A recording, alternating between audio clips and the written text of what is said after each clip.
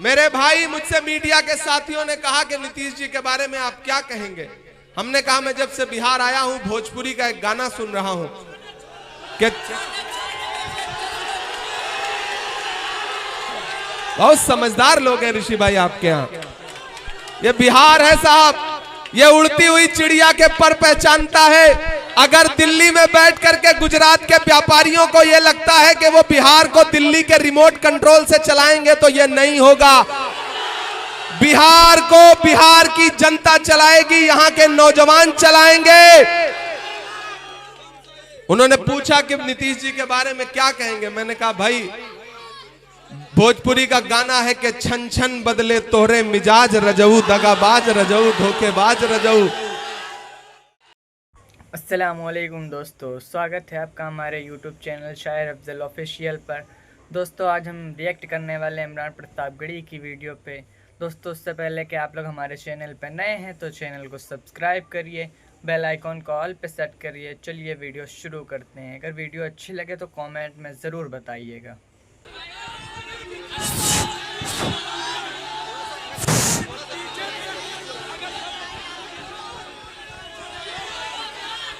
Hello,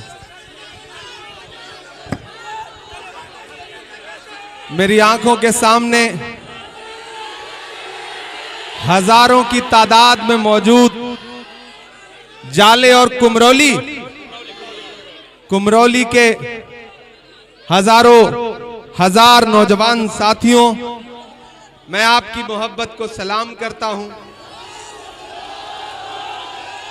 यहां मंच पर मौजूद प्रवीण पाठक जी जो आईसीसी के पर्यवेक्षक हैं, तो हमारे चैनल को सब्सक्राइब। आमिर इकबाल साहब हमारे बहुत अच्छे साथी, मांझी पासवान जी, राम बाबू जी, हरेश सिंह जी, ललन पासवान जी, विश्वनाथ जी, उपेंद्र राय जी, दोस्तों हमारे आईसीसी के नेशनल सेक्रेटरी और बंगाल के प्रभारी हमारे चैनल जमाल अहमद साहब, जमाल हसन साहब, डॉक्टर जमाल साहब, सादिक आरजू साहब, रंजना कुमारी जी, प्रोफेसर अरुण कुमार झा जी, मेराज अली जी, और आपके संगठन के लोकप्रिय साथी सैयद तनवीर अनवर साहब, शमीम राइन साहब, डॉक्टर अफरोज साहब, और आपके चहेते प्रत्याशी भाई ऋषि मिश्रा जी।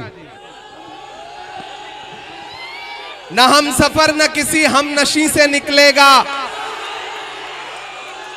न हम सफर न किसी हम नशी से निकलेगा, हमारे पांव का कांटा हम ही से निकलेगा। और वतन की रेत मुझे एड़ियां रगड़ने दे, मुझे यकीन है पानी यहीं से निकलेगा। ये कुमरौली की तारीखी सरजमीन है। हमारे यहाँ उत्तर प्रदेश में यह बताया जाता है कि कुमरौली में तो परिंदे भी पढ़े लिखे होते हैं। ये दानिश्वर लोगों का गांव है। और मैं इस मिट्टी पर आकर के आपसे एक बात कहना चाहता हूं साथियों, कि पूरे बिहार में बदलाव की एक लहर है। बदलाव के लिए तैयार है बिहार। एक नौजवान मुख्यमंत्री तेजस्वी यादव को चुनने जा रहा है बिहार। ऐसे में यहां हजारों हजार की तादाद में मौजूद साथियों से इतनी गुजारिश करूंगा कि इस चुनाव में एकजुट होकर के महागठबंधन को जिताने का प्रयास करिए, कोशिश करिए। आपका जो विधायक है वो नकली दवाइयों का कारोबारी रहा है। ऐसे में अब नकली दवाई खाने का समय जा चुका है। पूरे बिहार में एक तरफा महागठबंधन की लहर चल रही है। मैं बछवाड़ा से लेकर के, नालंदा से लेकर के, बिहार शरीफ से लेकर के, पूर्णिया से लेकर के, धमदाहा से लेकर के, बेतिया से लेकर के, राजापाकर से लेकर के, दीघा से लेकर के, फुलवारी शरीफ से लेकर के आज यहां आपके बीच में पहुंचा हूं। और पूरा बिहार घूमने के बाद पूरी जिम्मेदारी से कह सकता हूं कि आने वाले 14 नवंबर को तेजस्वी यादव को मुख्यमंत्री बनने से कोई ताकत रोक नहीं सकती है। मैं यहां आपसे यह कहने आया हूं कि कांग्रेस पार्टी ने ऋषि मिश्रा को आपका प्रत्याशी बना करके आपके बीच में भेजा है। मेरे नौजवान साथियों, जब मकसद बड़ा होता है तो छोटी छोटी चीजें नजरअंदाज करनी पड़ती हैं। मेरी बात को बहुत समझदारी से और ध्यान से सुनना कि मरहम की लालच में अपनी दुखती रग का पता दुश्मन को देना सबसे बड़ी बेवकूफी होती है। कम बोलूंगा, ज्यादा समझना। यह चुनाव एक्सपेरिमेंट करने का चुनाव नहीं है। मैं उत्तर प्रदेश से आया हूं, मैं देख रहा हूं लोगों के उजड़ते हुए आशियाने, मैं देख रहा हूं असम में लोगों के टूटते हुए घरौंदे, मैं देख रहा हूं मध्य प्रदेश में किस तरह से सांप्रदायिक एजेंडे को लागू करने की कोशिश की जा रही है। ऐसे में यह इलेक्शन एक्सपेरिमेंट करने का इलेक्शन नहीं है, यह इलेक्शन बिहार में सरकार बदलने का इलेक्शन है। नीतीश कुमार जी बीमार हैं। कल मोदी जी पटना में रोड शो कर रहे थे, अपने साथ में नीतीश जी को खड़ा भी नहीं किया उन्होंने। इसका मतलब क्या है? इसका मतलब है कि काम हो चुका है। भाजपा समझ चुकी है कि नीतीश जी जा रहे हैं, भाजपा जा रही है, इसीलिए नरेंद्र मोदी जी नीतीश कुमार को अपने साथ खड़ा भी नहीं कर रहे हैं। वरना पटना में रोड शो हो और नीतीश जी जो एनडीए गठबंधन का चेहरा हो सकते हैं, उनको नरेंद्र मोदी अपने साथ में खड़ा भी नहीं कर रहे हैं गाड़ी पर। इसका मकसद क्या है? मेरे भाई मुझसे मीडिया के साथियों ने कहा कि नीतीश जी के बारे में आप क्या कहेंगे। हमने कहा मैं जब से बिहार आया हूं भोजपुरी का एक गाना सुन रहा हूं कि बहुत समझदार लोग हैं ऋषि भाई आपके यहाँ। ये बिहार है साहब, ये उड़ती हुई चिड़िया के पर पहचानता है। अगर दिल्ली में बैठ करके गुजरात के व्यापारियों को ये लगता है कि वो बिहार को दिल्ली के रिमोट कंट्रोल से चलाएंगे तो ये नहीं होगा। बिहार को बिहार की जनता चलाएगी, यहाँ के नौजवान चलाएंगे। उन्होंने पूछा कि नीतीश जी के बारे में क्या कहेंगे। मैंने कहा भाई भोजपुरी का गाना है कि छन छन बदले तोहरे मिजाज रजऊ, दगाबाज रजऊ, धोखेबाज रजऊ। एक तरफ भाजपा खड़ी है जिनके पास झूठी बातें हैं, जिनके पास झूठे नारे हैं, और एक तरफ महागठबंधन खड़ा है जो अपने मैनिफेस्टो में क्या वादा कर रहा है कि जैसे ही महागठबंधन की सरकार बनेगी तो हम बिहार के हर परिवार के एक युवा को नौकरी देने की वादा करते हैं। यहाँ एक नौजवान साथी पोस्टर लेकर के खड़ा है कि स्टेडियम कब बनेगा। दोस्तों ऐसी ये मेरे नौजवान, ये मैं जज्बे को सलाम करता हूँ इस नौजवान के। बहुत अच्छा सवाल है। जीवेश मिश्रा ने स्टेडियम बना के नहीं दिया, उनको हरा करके घर बैठाओ, ऋषि मिश्रा को जिता करके असेंबली पहुंचाओ, यहाँ स्टेडियम बनेगा। स्टेडियम भी बनेगा, लाइब्रेरी भी बनेगी, स्कूल भी बनेगा। मेरे भाई, मैं दिल्ली में मैंने देखा है कि किस तरह बिहार के लोगों को इलाज के लिए एम्स के बाहर भटकना पड़ता है। कांग्रेस पार्टी और महागठबंधन क्या कह रहा है कि हमारी सरकार बनने दीजिए, हर इंसान को 25 लाख रुपए का इलाज का बीमा देगा महागठबंधन कांग्रेस पार्टी। हम मुद्दों पर चुनाव लड़ रहे हैं, हम नफरत की बातें नहीं कर रहे हैं। मेरे भाई ऋषि भाई आपके अपने हैं। मैंने कहा ना, जब मकसद बड़ा हो तो छोटी छोटी बातें नजरअंदाज करनी चाहिए। जीवेश मिश्रा के पिछले कुछ दिनों के भाषण उठा करके देखिए, उनके स्टेटमेंट उठा करके देखिए, वो कितनी चालाकी से, कितनी राजनीतिक तरीके से मामले को मोड़ देने के लिए किस तरह की बातें कर रहे हैं। जबकि सच्चाई ये है कि ये जाले की आवाम है, ये सारी चालाकी समझती है और इस बार सारी चालाकी धरी रह जाएगी। इस बार मुझे पता है कि आप ऋषि भाई को जिता करके असेंबली पहुंचाने जा रहे हैं। तो हमारे चैनल को सब्सक्राइब जरूर करिएगा। अरे उनकी जेलों की ऐसी तैसी मेरे भाई, जेलों से डरना नहीं है, जेलों से डरना नहीं है। ये पिछले 11 साल से दिल्ली में बैठी हुई भाजपा की सरकार लोगों को जेल भेजने के अलावा और कर ही क्या रही है। लेकिन मैं डरा नहीं, मैं झुका नहीं, कहीं छुप छुपा के खड़ा नहीं। जो डटे हुए हैं महाज पर, मुझे उन सफों में तलाश कर। मेरे भाई, ये डरने का वक्त नहीं है, ये लड़ने का वक्त है।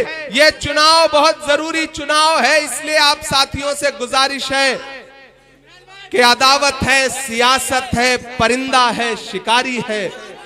अदावत है, सियासत है, परिंदा है, शिकारी है, मगर इन सारी चीजों पर मोहब्बत अब भी भारी है।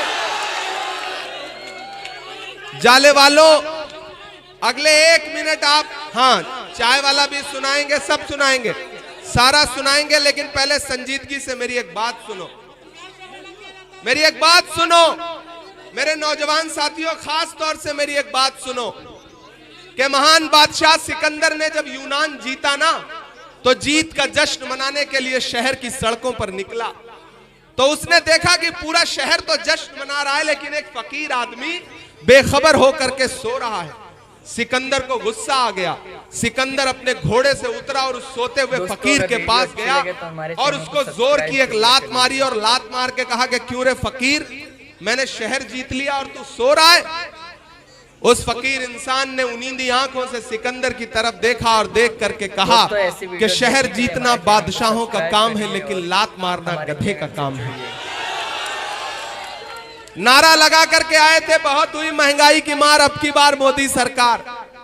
हालत क्या हुई? 58 रुपए का पेट्रोल 100 रुपए के पार हो गया। हो गया कि नहीं हो गया? ये महंगाई कम करने की बात करने वाली भाजपा और नीतीश की सरकार कफन तक पर जीएसटी लेती है, कफन तक पर। मैं आपका इमरान हूं, मैं आपके मुद्दों पर देश की पार्लियामेंट से लेकर के सड़क तक पर लड़ता हूं।